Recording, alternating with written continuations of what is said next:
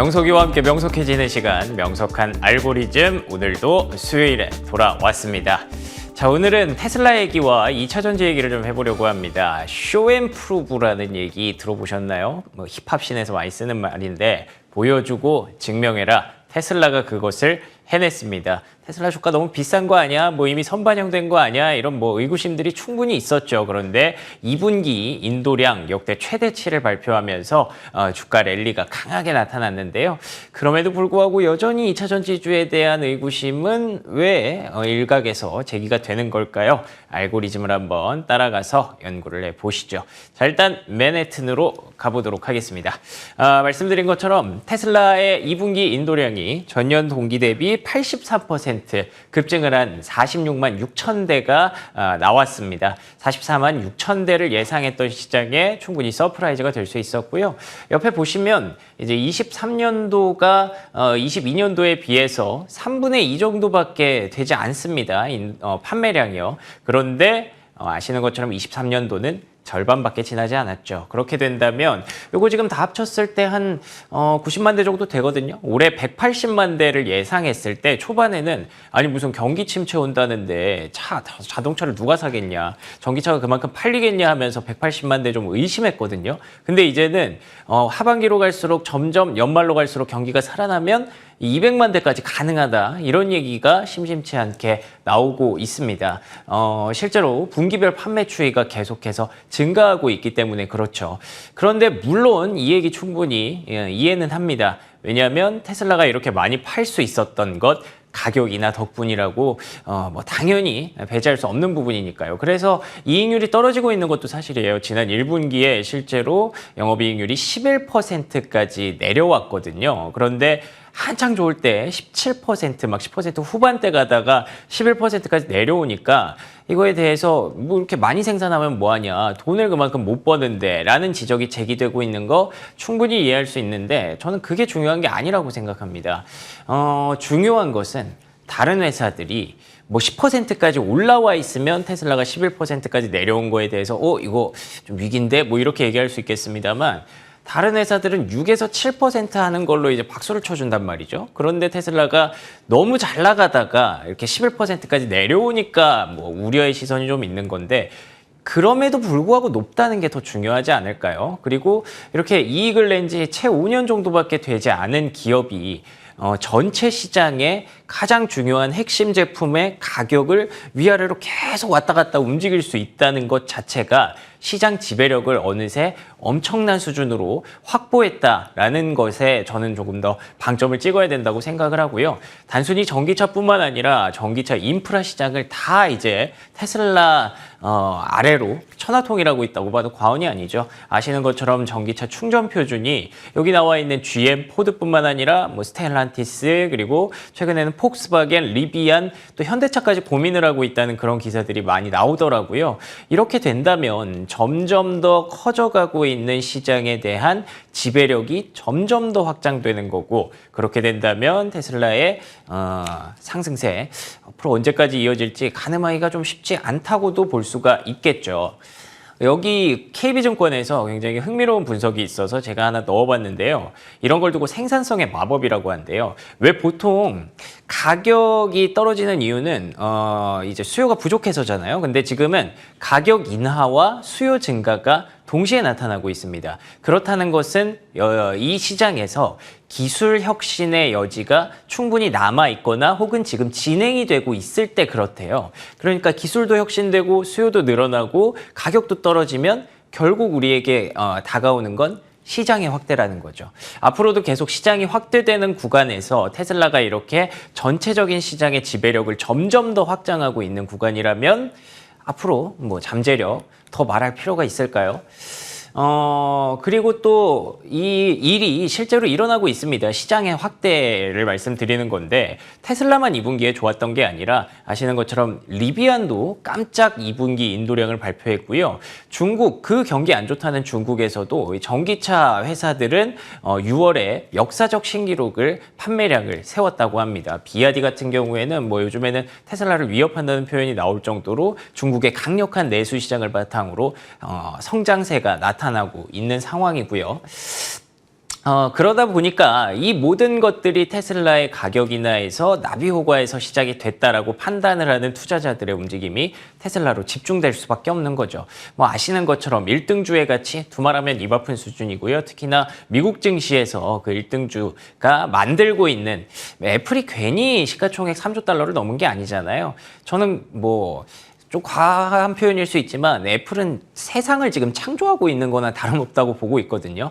근데 테슬라 역시 전기차부터 시작해서 차로 시작되는 애플이 스마트폰을 활용해서 했다면 테슬라는 전기차를 이용해서 다른 세상을 또 만들어내고 있는 거잖아요. 그렇기 때문에 1등주의 가치가 그만큼 높아지고 있다라고 판단을 하고 있는 거고요. 여기에 이제 플러스 알파로 들어갈 수 있는 부분들도 상당히 많죠. 미래에셋증권 자료인데요. 테슬라의 목표 주가 구성 비중 중에 현재 판매하고 있는 전기차의 비중은 16%밖에 안 된다고 합니다. 오히려 70%를 차지하고 있는 게 저 FSD라고 하죠. 자율주행 소프트웨어에 대한 잠재력을 그만큼 가치를 부여하고 있는 건데 그게 점점 더 높아지고 있고 자율주행 소프트웨어뿐만 아니라 ESS, 태양광도 하고 있고 거기에 이제 AI 로봇까지 들어온다고 하잖아요. 그렇게 된다면 뭐 더 이상 마레모의 수준의 테슬라의 상승세가 아닌가 앞으로도 조금 더 갈 수 있지 않을까라는 전망을 한번 내놔 보겠습니다.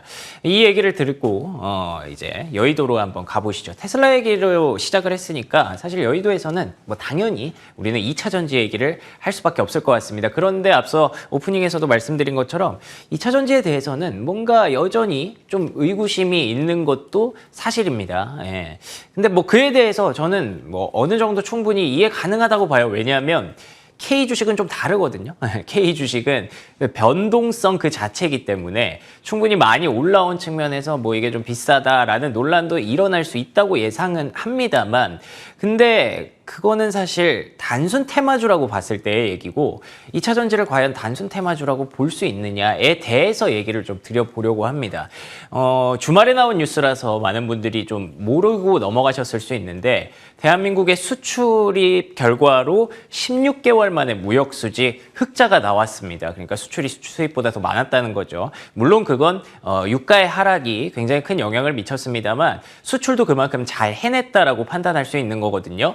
거기에 보시면 15대 품목 중에 1등과 2등, 지난주에도 말씀드렸던 우리가 잘 해내고 있는 그 업종, 선박과 자동차가 1, 2등이었고요. 그리고 또 3위가 당당히 2차 전지였습니다. 이런 섹터에 대해서 뭐 테마주라고 표현할 수는 없다는 게 제 의견이고 그리고 또 수출과 이 기업들의 이익 전망치의 관계가 굉장히 높거든요. 뭐 K주식은 사실 뭐 테마와 수급이다라는 분들도 있지만 저는 여전히 펀더멘털이라는 힘을 믿습니다. 그렇기 때문에 우리가 그만큼 우리나라의 수출을 이끌고 있는 뭐 반도체주, 2차 전지주, 자동차주를 뭐 진짜 막 공정까지 다 공부해 가면서 그 안에서 장비주, 소재주, 부품주 다 나눠가면서 정말 열심히 파고 공부를 하는 이유가 결국에는 그들이 우리나라의 수출을 책임지고 있고 그만큼 펀더멘털이 튼튼하고 앞으로 가능성이 높기 때문에 그러는 거잖아요. 그런 것들이 이제 수출과 직결될 수밖에 없기 때문에 그 얘기를 한 번 더 부각시켜서 드렸고요.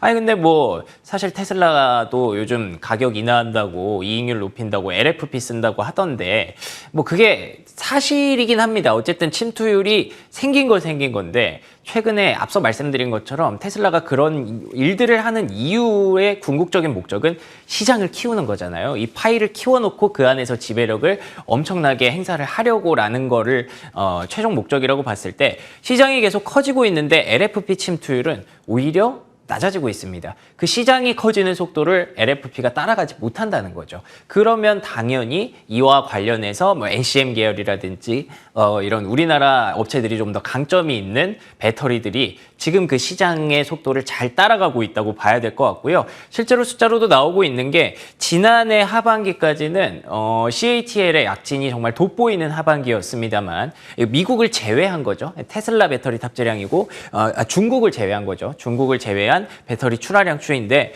올해 들어서는 확실히 LG 엔솔이 약진하고 있습니다. 오히려 그 격차가 좀 벌어지는 그런 모습도 나타나고 있고요. 옆에 보시면 배터리 출하량 쪽에서는 LG 엔솔의 올해 성장세가 눈에 띕니다. 조금 아쉬운 것은 제가 저 차트를 보다 보니까 SK온이 좀 많이 출하량이 좀 부진한 것이 좀 아쉬워 보이기는 하는데 그만큼 어찌됐든 LFP에 대한 걱정은 솔직히 아직까지는 제가 기우라고 봐도 무방하지 않나라는 판단을 하고 있고요. 그렇지만 그럼에도 불구하고 앞서 말씀드렸다시피 K 주식은 또 변동성이 좀 크기 때문에 지금 당장 LG엔솔 사야 된다, 에코프로 사야 된다, 요거는 조금은 어떻게 보면 무책임한 발언일 수 있을 것 같아서 2차전지 업종 안에서 종목군의 확장은 염두를 좀 해야 되지 않을까라는 얘기를 좀 드리고 싶었습니다. 최근 한 달 동안 주가 수익률 WCP, SKI 테크놀로지 같은 종목들 분리막 관련 기업인데 작년까지 전혀 봐주지도 않았거든요, 시장에서. 근데 최근에 이렇게 좀 올라올 수 있었던 가장 큰 배경은 역시나 IRA였죠. IRA 수혜가 기대된다는 그런 로직으로 작동을 했는데 그렇게 된다면 결국 제가 꾸준히 말씀드렸던 리쇼어링, IRA 또 그 안에서 2차 전지가 할 수 있는 역량 그 중에서도 또 조금은 저평가되어 있는 2차 전지 업종 내의 종목들 이런 것들을 계속 찾아보고 탐구하고 공부하는 노력이 좀 필요하지 않을까라는 생각은 좀 드네요. 자, 결론으로 마무리하겠습니다. 오늘 결론은 뭐든지 과하면 독이 됩니다. 그러니까 여기서 뭐든지는 의심입니다. 사실 뭐 주식 투자하는 그 개인 투자자 입장에서 의심을 해야 되는 건 전 너무 당연하고 정말 중요한 덕목이라고 생각해요. 내가 이걸 사도 될까? 내가 이거 팔아도 될까에 대해서 의심을 끊임없이 하는 건 정말 훌륭한데 이게 의심이 과해지면 시장 전체를 의심하게 되는 우를 범할 수가 있거든요. 시장이 이렇다고 하는데 아니 이건 아닌 것 같아 라고 하고 굳이 거꾸로 가는 건 오히려 그럴 때 더 포모를 느낄 수 있는 그러다가 또 이제 안 좋은 결과를 만들 수 있는 그런 과정이 나타날 수 있기 때문에 굳이 개인 투자자 입장에서 시장을 이겨야 할 필요가 있을까요? 잘 따라만 가도 훌륭한 수익률을 낼 수 있다는 점에서 이 수출과 펀더멘털이 만드는 주가는 크게 의심할 필요는 없지 않을까라고 생각을 해봤습니다. 여러분의 생각은 어떠실까요? 명석한 알고리즘이었습니다.